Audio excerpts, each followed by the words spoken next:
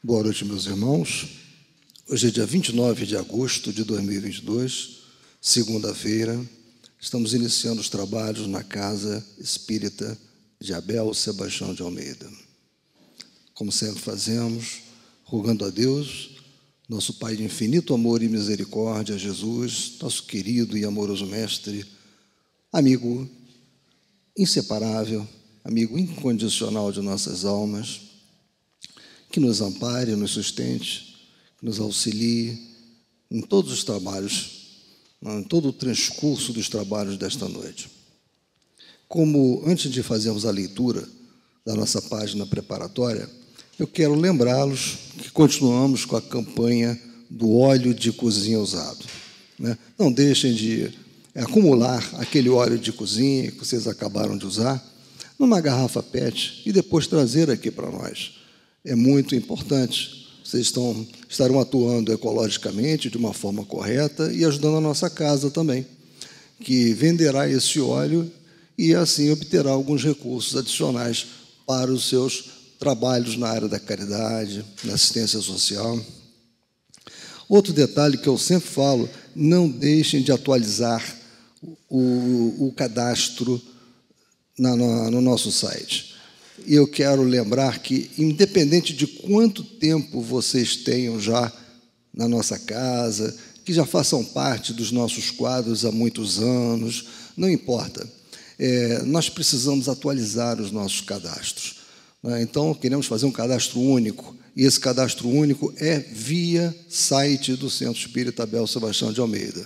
Então, mesmo aqueles que já recebem os boletos em suas residências, já contribuem, não importa, é muito importante que façam esse cadastro mediante acesso ao site. É muito simples. Tem, inclusive, um QR Code, vocês podem usar aquele QR Code, que vai facilitar mais ainda. E isso vai possibilitar que nós possamos enviar para vocês material que está sendo produzido na nossa casa com relação à doutrina espírita, psicografias, não é? Informações mais rápidas. Então, não deixem de fazê-lo. Agora, eu gostaria de lembrar a vocês que o nosso estudo de hoje será feito pelo irmão Alcir, né, que nos falará sobre os tormentos voluntários, tema que está no Evangelho segundo o Espiritismo, capítulo 5, item 23, um tema muito interessante. E, por fim, lembrar a todos que hoje é um dia muito importante, comemoramos os 191 anos de nascimento de Bezerra de Menezes. Né? Bezerra nasceu em 29 de outubro de 1831. Né? Nasceu em Riacho do Sangue, no Ceará como o nosso também querido doutor Valente. Né? Então é isso, há 199 anos atrás encarnava Bezerra de Menezes, que até hoje nos traz tantos benefícios, né? tantas benesses espirituais. Então, eu vou pedir à nossa irmã Gesilda para fazer a leitura da nossa página, por favor. Então, meus irmãos, boa noite. Em preparação ao nosso ambiente, nós vamos fazer uma leitura. Eu já estive lendo um pouquinho antes, eu acho que é de uma importância absoluta. Queixas, irmãos, não vos queixeis uns contra os outros, para que não sejais condenados. Tiago 5, 9. A queixa nunca resolveu problemas de ordem evolutiva. Entretanto, se os aprendizes do Evangelho somassem os minutos perdidos nesse falso sistema de desabafo, admirar-se-ia do volume de tempo perdido. Realmente, muitos trabalhadores valiosos não se referem a sofrimento e serviço com espírito de repulsa à tarefa que lhes foi cometida. A amizade e a confiança sempre autorizam confidências. Mesmo nesse particular, contudo, vale disciplinar a conversação. A palavra lamentosa desfigura muitos quadros nobres do caminho, além de anular grandes cotas de energia improficuamente. O discípulo do Evangelho deveria, antes de qualquer alusão à amargosa, tranquilizar o mundo interno e perguntar a si mesmo: queixar por quê? Não será a esfera de luta o campo de aprendizado? Acaso não é a sombra que pede luz, a dor que reclama alívio? Não é o mal que requisita o concurso do bem? A queixa é um vício imperceptível que distrai pessoas bem-intencionadas da execução do dever justo. Existem obrigações pequeninas e milagrosas que, levadas a efeito, beneficiariam grupos inteiros. Todavia, basta um momento de queixa para que sejam irremediavelmente esquecidas. Se alguém ou algum acontecimento te oferece ocasião ao concurso fraterno, faz o bem que puderes sem reparar a gratidão alheia. E por mais duro te pareça o serviço comum, aprende a cooperar com o Cristo na solução das dificuldades. A queixa não atende à realização cristã em parte alguma e complica todos os problemas. Lembra-te de que, se lhe deres a língua, conduzir-te-á à ociosidade, e se lhe deres os ouvidos, te encaminharás à perturbação. É do livro Vinha de Luz, pelo Espírito Emmanuel, psicografia de Francisco Cândido Xavier. Acho que é algo que a gente tem que colocar, né, na nossa rotina, não que o coração, às vezes, não deseja a consolação, sem dúvida alguma, e como isso é bem-vindo. Mas se a gente se atém à queixa quanto mais, nós não recebemos o auxílio que nós deveríamos, não é? Não se quer dizer aqui um estoicismo que permite o seguinte: você nunca se queixa, você nunca pode ter um ouvido que... Não é isso. Mas é o hábito da coisa, muitas vezes, improdutiva, e que nós, através de uma prece, de elevar nosso pensamento, podemos encontrar grandes e profundas consolações.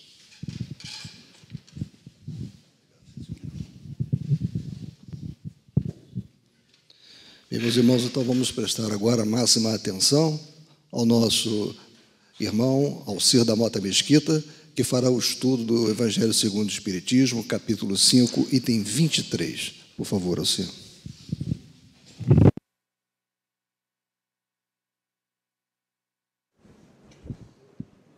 Boa noite, meus irmãos. Que Jesus, nosso meigo e amado Mestre, nos ampare e nos sustente da noite de hoje. Bom, como o Dionísio já antecipou, nós vamos falar sobre tormentos voluntários, que é um tema que nos interessa em particular na vida do dia a dia, né? Kardec abre esse item com uma seguinte frase: vive o homem incessantemente em busca da felicidade, que incessantemente lhe foge, porque felicidade sem mescla não se encontra na terra. Ele trata de um assunto fundamental, que é o que nos interessa, que é a felicidade, né? Então, ele noticia que encontrar a felicidade na Terra é complexo, mas ela existe, ela é importante. Então, Kardec traça aqui para nós dois parâmetros que são chaves na nossa caminhada. Nós seremos capazes de sermos felizes, muito felizes. Mas, na Terra, precisamos ter precaução com esse trabalho. Vamos ver aonde está essa pura e eterna felicidade, né? Então, de Kardec também, ainda no Evangelho, ele diz: Deus criou todos os espíritos simples e ignorantes, a nossa origem comum, isto é, sem saber. A cada um deu determinada missão com o fim de esclarecê-los e de os fazer chegar progressivamente à perfeição, pelo conhecimento da verdade, para aproximá-los de si. Nesta perfeição é que eles encontram a pura e eterna felicidade. Então, Kardec já nos direciona aonde seremos capazes de ter essa felicidade infinita, que é quando nós chegarmos a espíritos puros, espíritos aperfeiçoados nessa caminhada evolutiva. Então, a perfeição, os valores espirituais são a nossa busca. Passando pelas provas que Deus lhes impôs, é que os espíritos adquirem esse conhecimento. Então, nós estamos na caminhada, né? A caminhada evolutiva são sucessivas encarnações que nos levam ao burilamento do caráter e vai nos dar a tão desejada felicidade que nós ansiamos legitimamente.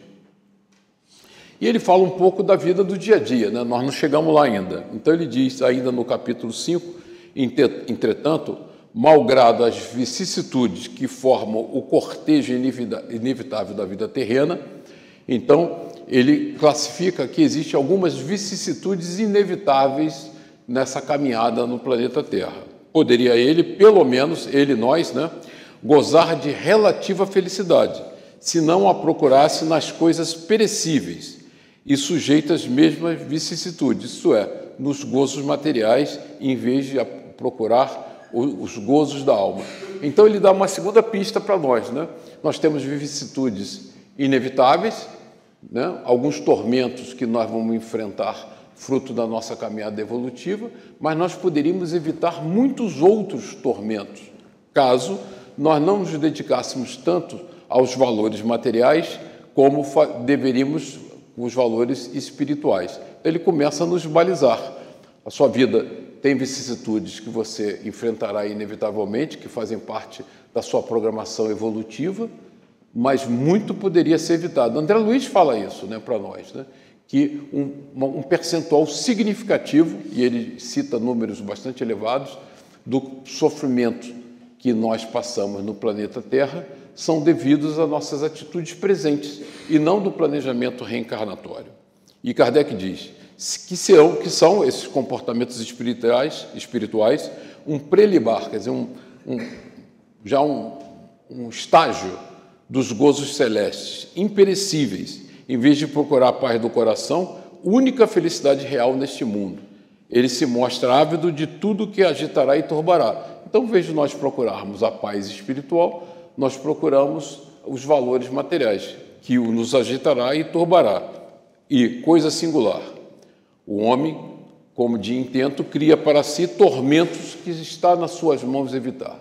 Então, ele no início do capítulo, ele separa tormentos que são inevitáveis, que fazem parte da marcha do progresso, que estão na sua origem em encarnações passadas, e tormentos que nós passamos, né, desilusões e tudo, frutos dos nossos valores e do nosso comportamento. É a dualidade que nós vivemos, né?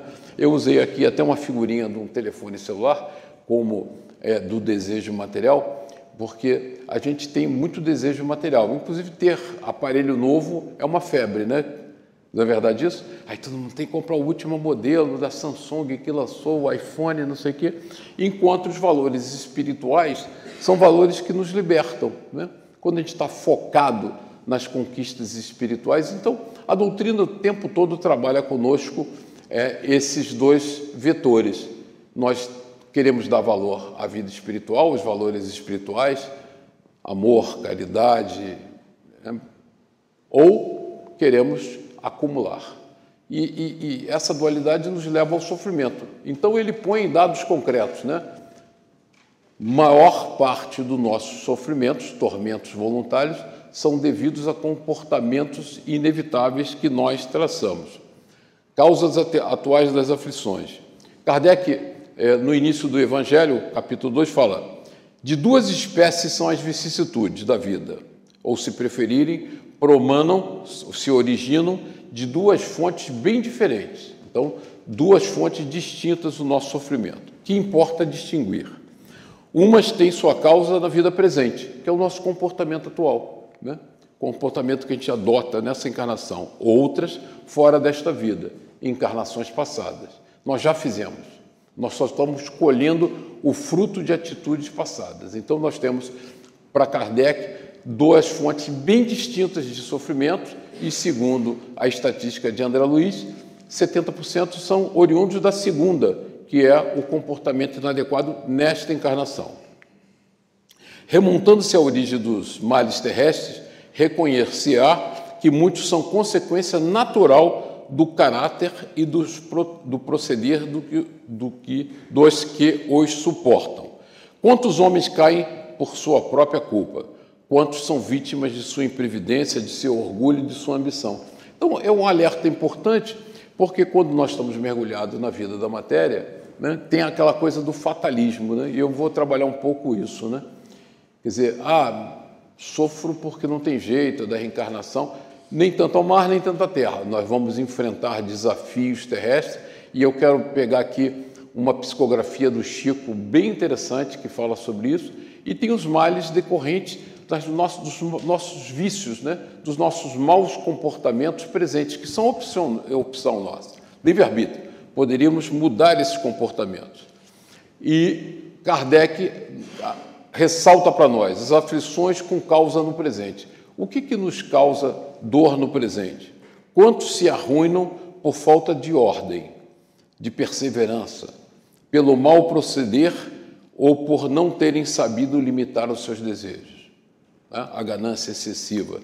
Quantas uniões desgraçadas, e aí falando sobre casamento, porque resultaram de um cálculo de interesse ou de vaidade, e nas quais o coração não tomou parte alguma. Então, muitas decisões que nós vamos tomando no dia a dia são desastrosas, porque elas foram calcadas em valores materiais e não valores espirituais. Então, muitos casamentos existiram não porque estavam programados reencarnatoriamente, mas porque nós, num cálculo interesseiro, adotamos uma situação que é danosa para nós. Quantas dissensões e funestas disputas se teriam evitado com um pouco de moderação e menos suscetibilidade, né?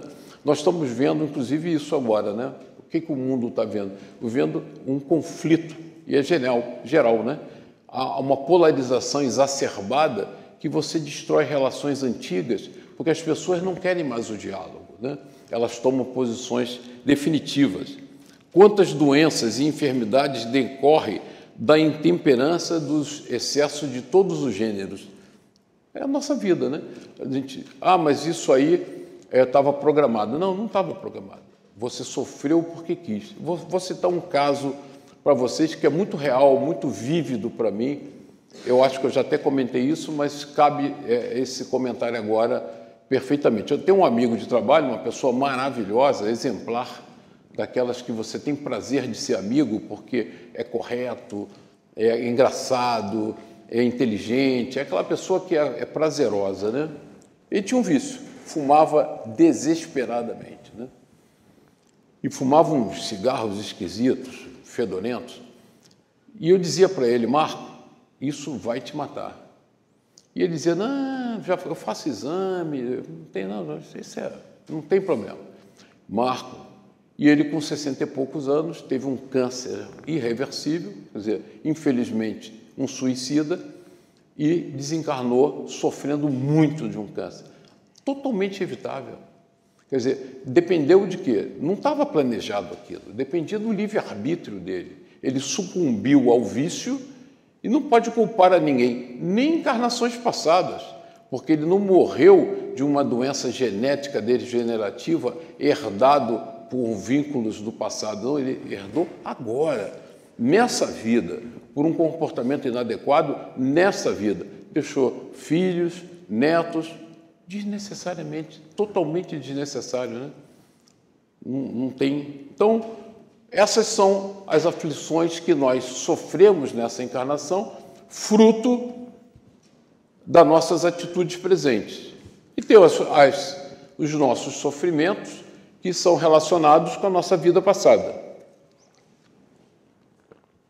Estão com raízes profundas no pretérito, né? Então, nós temos basicamente, aqui só para simplificar, 3 tipos de encarnação, né? As expiações, que é o resgate por meio da dor de erros cometidos em outras existências. Nós temos que expiar, né? Aqueles dissabores que nós provocamos aos nossos semelhantes, de alguma forma, e nós aprendemos na encarnação física. Provações, que são provas voluntariamente solicitadas quando nós queremos dar um passo maior na nossa caminhada evolutiva, as quais, se bem suportadas, e aí tem um comentário importante aqui, as quais bem suportadas, porque algumas vezes a gente pede uma prova um pouco acima da nossa capacidade de suportar e falhamos. Falhamos porque não temos essa capacidade, que resultarão no nosso progresso espiritual. Se bem-sucedidos, então, quando nós fazemos planejamento reencarnatório, dosar a prova que nós estamos pedindo para nós mesmos depende da nossa capacidade em saber se nós vamos ser capazes, na matéria, de suportar aquilo. E missão, né? Quando nós queremos uma missão específica. Esses conjuntos de experiências balizam a nossa caminhada, fruto de decisões ou na erraticidade, ou baseado em raízes profundas em vidas passadas. Eu peguei um trabalho que eu gosto muito da Ellen von Bahr, que é uma psicóloga que pesquisou muito isso, e pergunta assim, por que as pessoas, como que ela fez isso? Ela fez regressão de memória com 1.250 pessoas e perguntava a elas regrediam, e por que você reencarnou? E as pessoas responderam, terminar tarefas inconclusas, corrigir erros cometidos, a maior parte de nós vem para corrigir nossos erros cometidos, despertar capacidades e desenvolver-se interiormente e espiritualmente, é uma meta importante, superar limites, romper barreiras, e isso é uma estatística feita com pessoas encarnadas que foram levadas ao estágio de regressão de memória. Obter aprendizado sobre várias questões de maior amplitude, aprender a amar sem posses ou apegos, nós temos isso, né? Tivemos uma palestra maravilhosa na semana passada, que quando a gente perde um ente querido, na verdade, ele estava emprestado a nós, né? Uma figura linda de linguagem que é verdadeira, né? E a gente tem aquele apego. Então, mesmo na partida do ente querido, nós sabendo que a vida é eterna, assim mesmo a gente tem um baque importante. E essa colocação não era um empréstimo, aquele convívio foi uma concessão divina, né? Uma caridade divina, e ela termina e nós, desapegadamente, sabendo que a vida continua, seguimos o caminho. Outros motivos determinados, como superar medo, aprender humildade, amar sua mãe e seus irmãos, quando nós reencarnamos em lares em que nós temos conflitos, então aprendemos a amar, a nos conciliar, né? E aí, muito interessante, a síntese dessa pesquisa dela, 81% dos indivíduos decidiram encarnar espontaneamente. O que significa encarnar espontaneamente? Significa que nós participamos do planejamento reencarnatório. Então, a maioria absoluta de nós participou do planejamento dessas experiências dolorosas da vida, que tem um objetivo pedagógico importante para nós. Então, não são, longe de ser por acaso. 19% não tinham conhecimento, são aqueles com reencarnações compulsórias. Não sabiam exatamente por que reencarnaram e reencarnaram compulsoriamente porque eram rebeldes terríveis. Mas 81%, que é um volume, é um percentual significativo de nós. Então, a maioria absoluta dessa plateia aqui planejou detalhadamente com seus mentores todos esses eventos que passam na vida, né? Aí ela cita uma coisa interessante, que nós temos uma certa relutância a voltar ao planeta Terra. É claro que temos, né? Porque quando nós estamos na erraticidade, temos muitas certezas.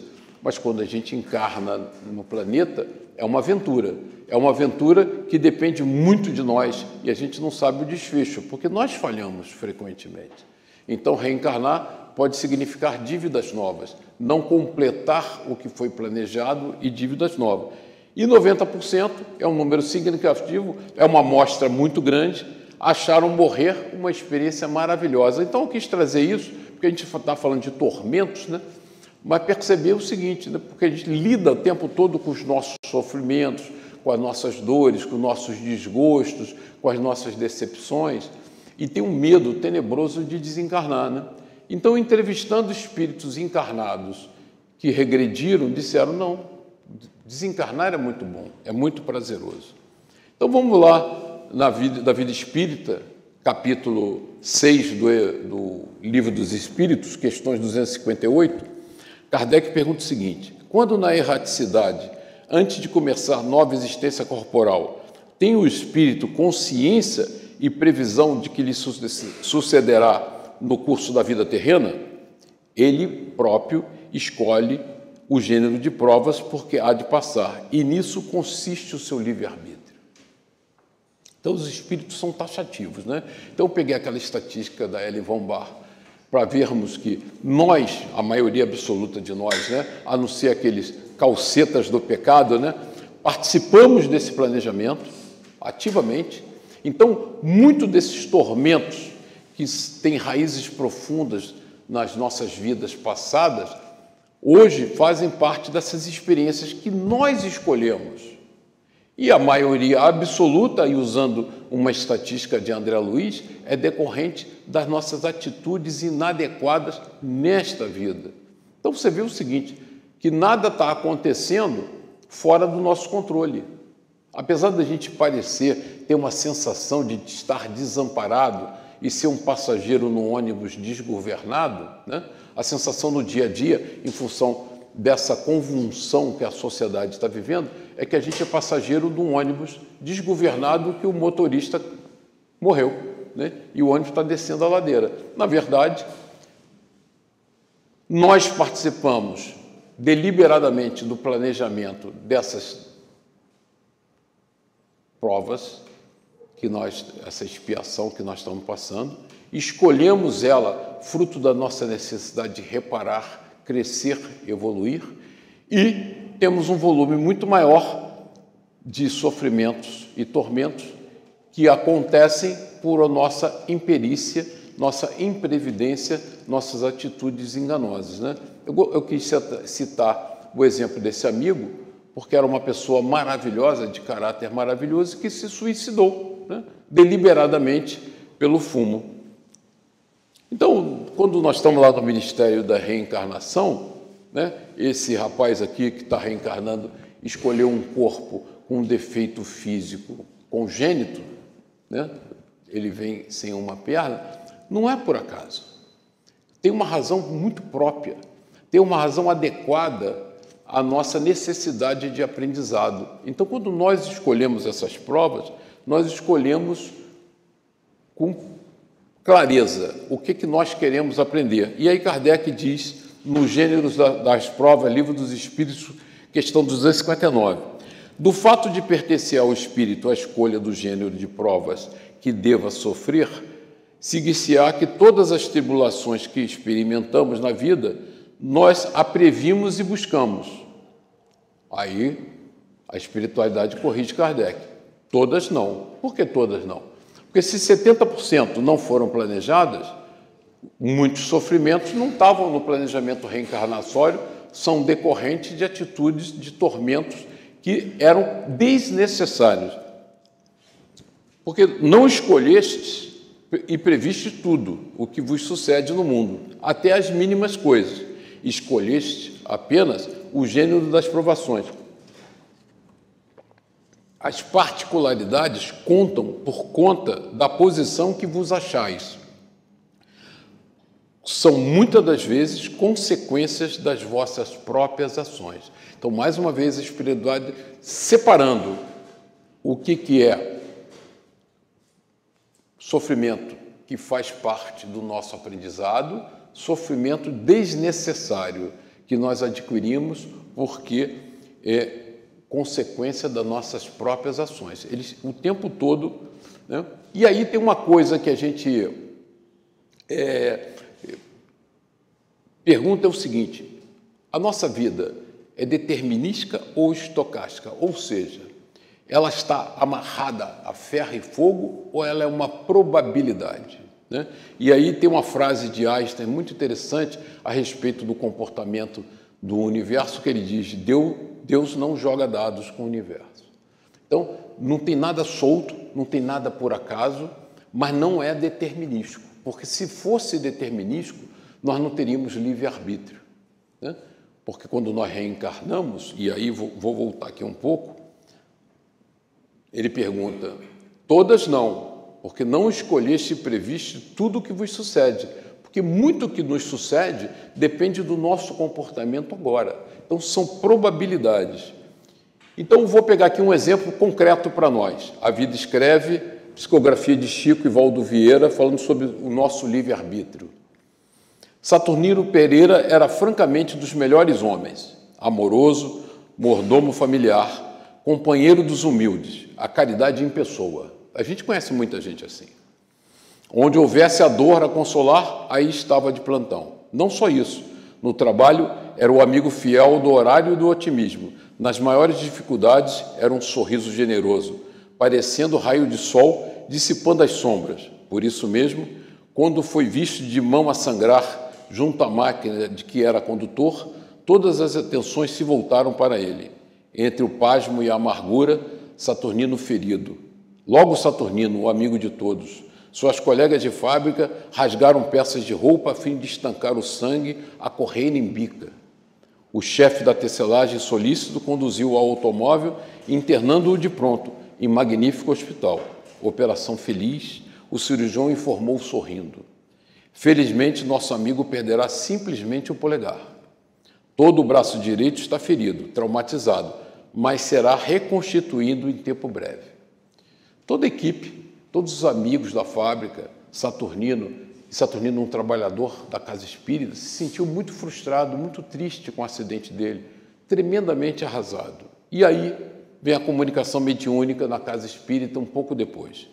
Há 80 anos, ele, Saturnino, era você poderoso sitiante no litoral brasileiro. E certo dia, porque pobre empregado enfermo, não lhe pudesse obedecer às determinações, você, com as próprias mãos, obrigou-o a triturar o braço direito no engenho rústico. Por muito tempo no plano espiritual, você andou perturbado, contemplando mentalmente o caldo de cana enrubescido, cheio de sangue, né? Pelo sangue da vítima, vermelho, cujos gritos lhe ecoavam no coração. Por muito tempo, e continuou. E você implorou existência humilde, planejamento reencarnatório, em que viesse a perder no trabalho o braço mais útil. Ele queria passar, Saturnino, a prova que ele tinha provocado, né? A dor e o sofrimento que ele tinha provocado naquela encarnação passada ao trabalhador amigo. Você tem trabalhado, esmerando-se no dever. Não estamos aqui para elogiar, porque você continua lutando. E o plantio disso ou daquilo só pode ser avaliado, em definitivo, por ocasião da colheita. A colheita é quando ele desencarnar, né? Que ele chega lá do outro lado. Sei, porém, que hoje, por débito legítimo, alijaria você todo o braço, mas perdeu só um dedo. Regozije-se, meu amigo, você está pagando em amor o seu empenho à justiça. Então, qual é a história dele? Pelo nosso livre-arbítrio, nós alteramos, inclusive, o planejamento. Então, ele não é determinístico, ele é probabilístico, porque depende do nosso comportamento, depende do nosso livre-arbítrio. Então, nós podemos evitar todos os tormentos voluntários entre aspas, que são provocados por atitudes inadequadas nesta encarnação, e podemos evitar tormentos terríveis de encarnações passadas por um comportamento exemplar. Então, Deus coloca nas nossas mãos a oportunidade de ter uma vida agradável, uma vida feliz, né? Saturnino perderia o braço dele mais importante na operação da máquina, perdeu apenas o polegar. Perdeu porque ele era um trabalhador do bem, um homem que se dedicava à caridade. Então, quando a gente diz, não, isso já estava determinado, nada está determinado, está planejado, né? Fazemos planejamentos para o nosso aperfeiçoamento. E Deus, na sua sabedoria infinita, o que Ele quer é a nossa mudança moral. O sofrimento pelo sofrimento não serve para nada, se ele não gerar o aprendizado.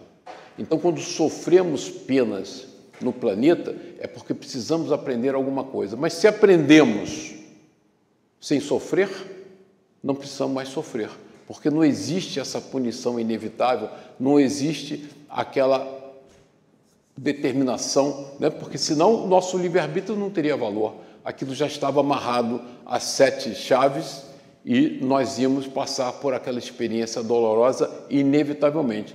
Então, abre-se uma perspectiva maravilhosa de vida, ou seja, sofremos porque queremos, sofremos porque não nos transformamos, sofremos porque continuamos cultivando os velhos vícios do passado. E Kardec vai explorar isso aqui para a gente vai ver aqui no mesmo capítulo, ele traça isso. Então, mas eu queria deixar bem claro que mesmo aqueles sofrimentos, aqueles tormentos que estão previstos no nosso planejamento reencarnatório são probabilidades que, se nós tivermos uma atitude diferenciada, então essa experiência do Saturnino Pereira, ela é perfeita para nos mostrar que um comportamento voltado para o amor ao próximo, para a caridade, nos liberta de um monte de problemas na nossa vida.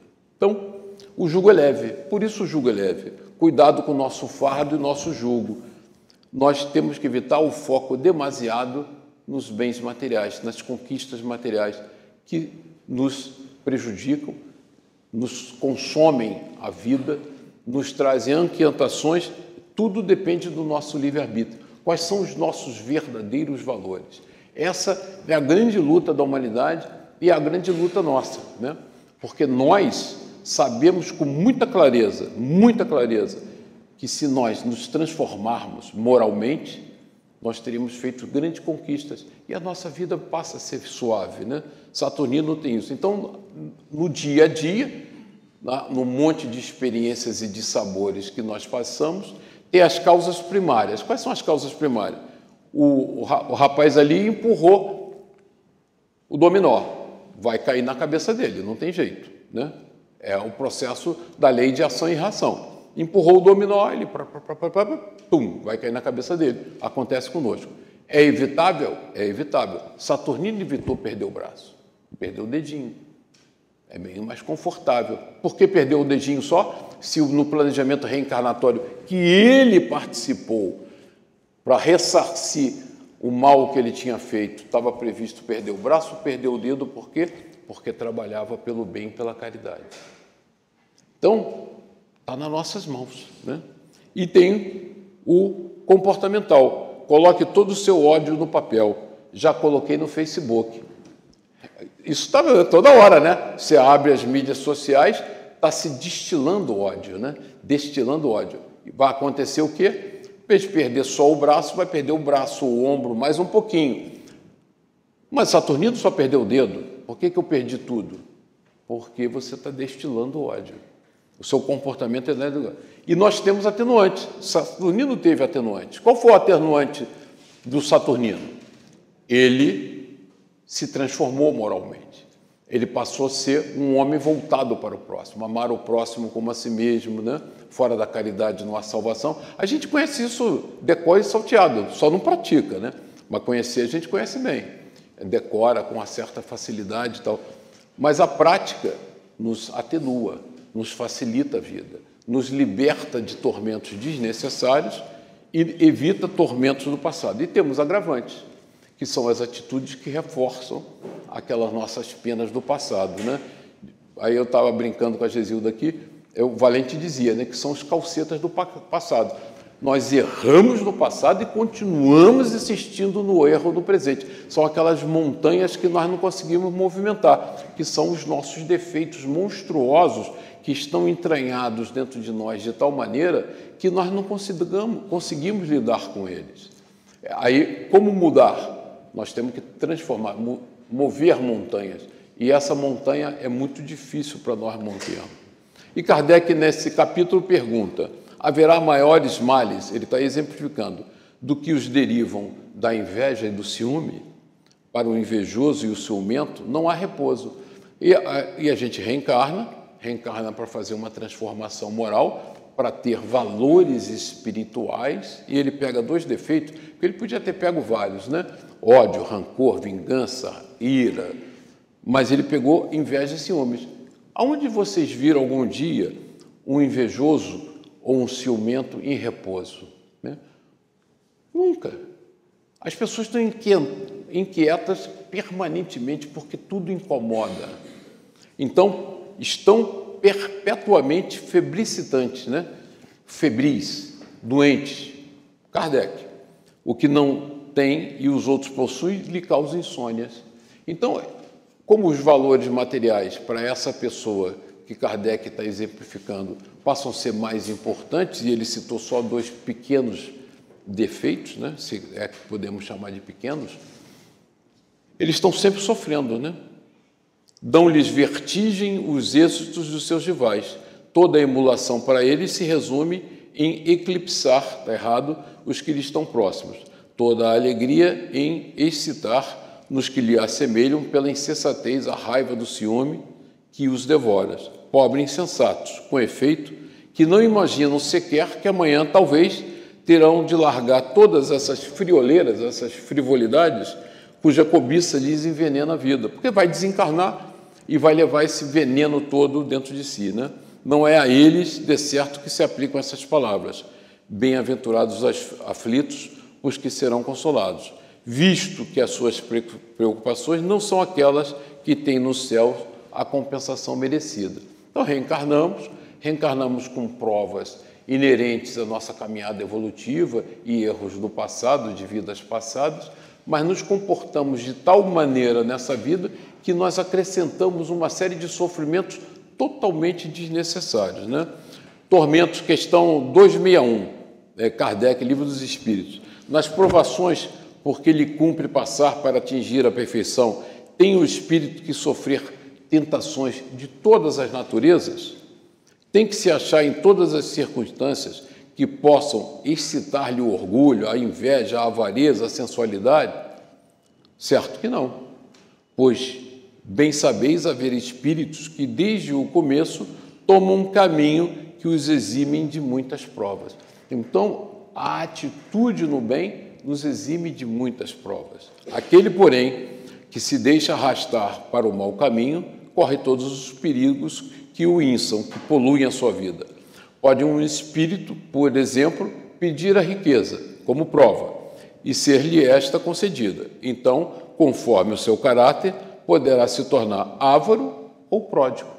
Então, ele poderá usar a riqueza por trabalho, por bem, para gerar conforto, felicidade, atenção, carinho para o próximo, ou pode ser um avaro que prejudica o seu semelhante para acumular mais e mais. Egoísta ou generoso, ou ainda lançar-se a todos os gozos da sensualidade. Então, o que o Kardec nos alerta nessa questão 261 é que nós reencarnamos com um planejamento que a gente já viu que pode ser atenuado por uma atitude do bem, mas, em função da prova escolhida, a gente agrava a nossa situação pelo nosso comportamento errôneo, né? E aí nós somos deixados a nos tomar por esses sentimentos que não são os sentimentos que vão nos elevar, que de amor, né? De caridade. Natureza dos tormentos, questão 264. Eu recorri muito ao Livro dos Espíritos porque ele é muito preciso nesses esclarecimentos, que é o que dirige o espírito nas provas que queira sofrer. Quer dizer, como nós nos baseamos para escolher as nossas provas? Ele escolhe de acordo com a natureza de suas faltas, né? Aquilo que nós temos que ressarcir no próximo, as que levem à expiação destas e a progredir mais depressa. Então, na hora da escolha da prova, eu cometi falhas no passado, falhas graves, né? E quero ressarcir e quero evoluir. Está me lembrando aqui da reencarnação do Segismundo. Uns, portanto, impõem a si mesmo uma vida de misérias e privações, objetivando suportá-las, com coragem, porque não adianta chegar aqui e ficar reclamando, dia, meus, né? Lembra da Lip the Lion, Hard que tinha a hiena, né? O leão sempre feliz e tal, e a hiena reclamando. Outros preferem experimentar, aliás, a leitura de hoje, né, das queixas tem tudo a ver com isso, né? Preferem experimentar as tentações da riqueza e do poder, muito mais perigosas, né? Pelos abusos e má aplicação que podem dar lugar, pelas paixões inferiores que uma e outros desenvolvem. Muitos, finalmente, se decidem a experimentar suas forças nas lutas que terão de sustentar em contato com o vício. Então, nós modelamos as nossas provas em função das faltas que nós cometemos, né? Nós vimos o caso aqui, que ele moeu efetivamente o braço do trabalhador e veio com a prova de perder o braço na máquina. Não o perdeu porque ele tinha se transformado. Então, nós percebemos com muita clareza que nós temos nessa caminhada atenuantes e agravantes, muito claros, né? Então, vamos fazer uma estatística bem simples para nós. Vamos nos calcar em tudo que Kardec disse em André Luiz. A gente vem com um planejamento reencarnatório, 30% dos nossos tormentos são devidos a provas do passado, que nós já percebemos aqui que podem ser transformadas. podem ser atenuadas no comportamento do bem. Então, perfeito. 70% de provas por comportamento inadequado nesta encarnação, né? E a gente se pega toda hora, a gente se aborrece por absolutamente nada, né? Então, quando você começa a se preparar, aliás, a palestra espírita é melhor para o palestrante que para qualquer um, né? Porque quando você começa a preparar a palestra, você diz, puxa vida, nunca mais vou me aborrecer com isso, nunca mais vou me chatear com aquilo, porque você sente uma necessidade enorme de se transformar fruto da evidência, né, que a doutrina nos traz, como a mudança de comportamento moral é importante para nós. E a gente percebe que na nossa vida, muitos dos dissabores que nós passamos são frutos única e exclusivamente da nossa atitude, da nossa imprudência, da nossa forma de agir inadequada, né? Então, só o trabalho no bem faz sentir a verdadeira felicidade. Quando nós voltamos os interesses, né? Você vem aí testemunho toda hora de pessoas que trabalham em atividades voluntárias, atender ao próximo. Eu estava vendo uma entrevista ontem de pessoas que fazem campanha na rua, distribuição de quentinhas, né? A Ronda do Pão, como nós chamamos aqui. Pessoas que não são nem ligadas à religião espírita, são voluntários, pessoas que são dedicadas ao bem. E aí pergunta, o que acontece? Você vai para a noite, distribui quentinha? Você, puxa, mas é tão prazeroso, eu saio tão leve, eu vou para casa dormir tão feliz, tão alegre. Então, aquela pessoa ali direcionou totalmente as suas atenções para o próximo, para fazer a caridade, para mitigar a dor do seu semelhante, quer dizer, alivia tudo, que se ela estivesse preocupada com o índice da Bolsa de Valores e estivesse jogando, né, apostando, agora site de aposta é uma febre danada, imagina você ficar, não sei se alguém já entrou, é deprimente num cassino, as pessoas jogando, é uma coisa assim que você vê ali um escravo ali do vício ali, que nem um desesperado, noite e dia, é uma coisa assim que dá dó, né? Você olha assim, fica assim, perplexo, como é que o ser humano chegar a um grau de vício e dependência, né? Então a gente se torna dependente de tudo, de vingança, de egoísmo, de ciúme, de bebida, de fumo. E aí depois a gente quer saber por que sofre. É óbvio que sofre. A felicidade está no trabalho. E eu insisto sempre nisso. Por isso que casa espírita tem muita atividade social. É mais importante para o trabalhador que para o beneficiado, porque o trabalhador está aprendendo alguma coisa, está aprendendo a se transformar. Porque essa transformação moral dá muito trabalho e exige esforço e vontade, coisa que nós normalmente não temos, né? Então, para nós efetivamente conseguirmos mudar o nosso foco de vida dos valores materiais para os valores espirituais, nós temos que praticá-los. Nós temos que atuar fortemente para direcionar a nossa vida para novos valores. E Deolindo Amorim, ele define a educação de uma forma brilhante. Ele diz o seguinte: a educação segundo a doutrina espírita não é apenas instruir, não é simplesmente incutir hábitos externos, é transformar o homem, dando-lhe uma concepção de vida fundamentada na supremacia do espírito e dos valores morais. Isso é uma leitura de Deolindo Amorim maravilhosa, porque somente quando você tiver concepção de vida fundamentada na vida espiritual, nos valores morais, você está alicerçado, porque nós nos desviamos do rumo, porque nós privilegiamos as necessidades materiais em detrimento das necessidades espirituais, quando as necessidades espirituais são as necessidades mais importantes da nossa vida, são elas que nos levam à felicidade.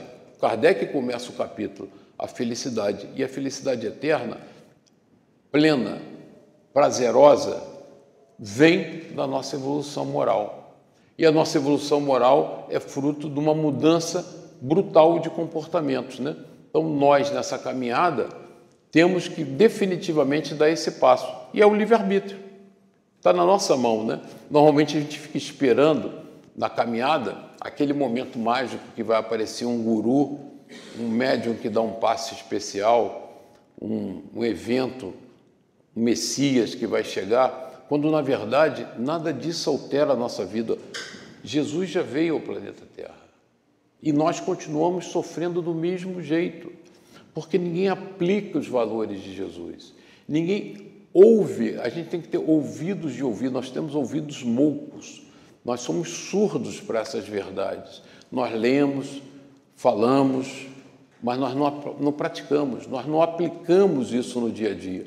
Essa é a grande diferença, né? Então, ele alerta a concepção de vida fundamentada, quer dizer, sabemos que somos espíritos imortais, que vamos perecer, o corpo físico vai perecer, mas nós vamos continuar. E o que nós levamos para a pátria espiritual quando desencarnamos? Os valores que nós cultivamos, o aprendizado que nós conquistamos no planeta Terra.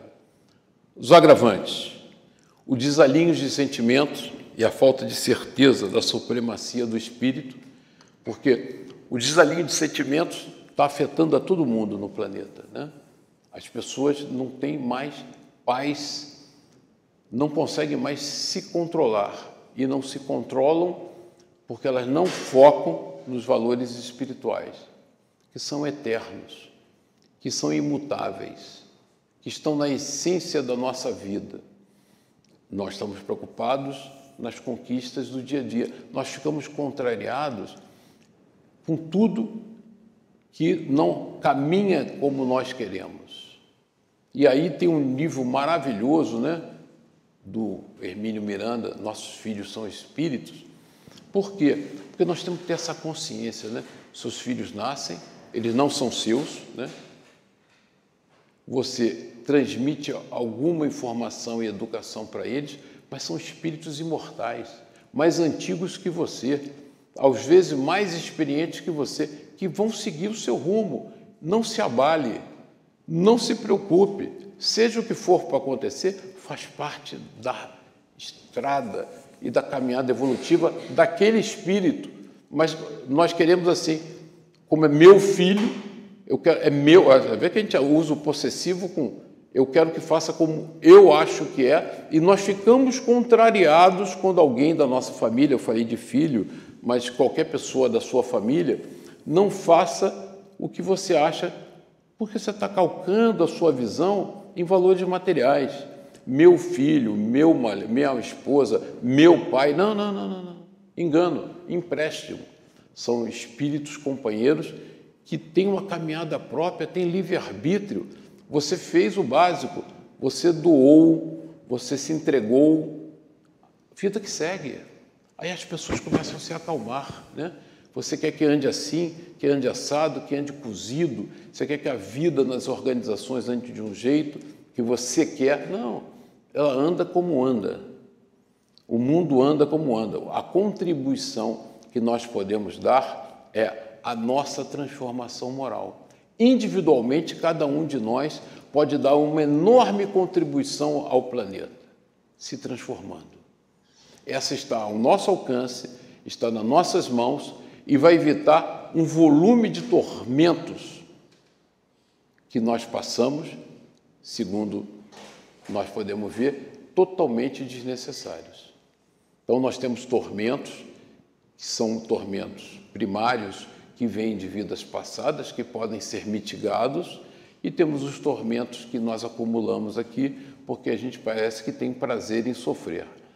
E aí reclama, e fica buscando na fórmula mágica como é que resolve. Não tem fórmula mágica.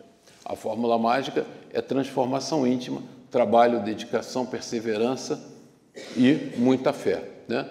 Deus não nos desampara, nossos protetores estão ao nosso lado permanentemente, nos amparando, nos inspirando, nos instruindo, e só depende de nós tomar uma decisão definitiva de nos transformar, e esse é o caminho do fim dos tormentos, dos fins das dores, ou coisas que atualmente são dores e você vai perceber que não são dores, né? Porque você estava botando o dedo em coisa que você não tem direito de botar o dedo. Então a gente se tranquiliza, se apazigua, porque o rumo que cada um de nós dá à sua vida é fruto do seu livre-arbítrio. Mas lembrem bem sempre, nada é determinístico. Isso está escrito, é pétreo, não vai ter jeito. Tudo tem jeito. E depende da nossa transformação moral. Então, sabendo disso, como nós somos poderosos agora, podemos interferir em tudo da nossa vida, dependendo só e única, exclusivamente de nós.